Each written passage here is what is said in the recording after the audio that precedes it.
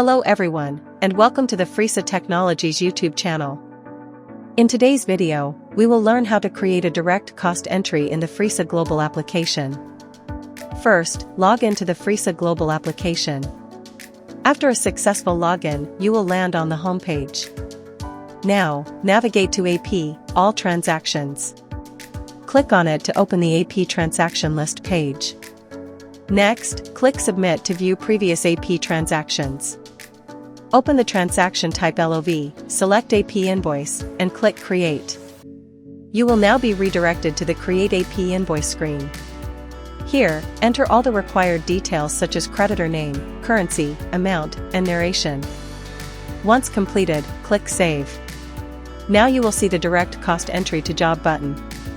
Click it to proceed to the cost entry screen. Fill in the required details such as charge, shipment number, and amount. Then click Add Charge. After that, click Confirm. You can now see the added charge in the AP invoice. Once everything is done, click Save and Close. You will be redirected back to the AP Invoice View page. That's it. This is how you can create a direct cost entry in the Fresa Global Application.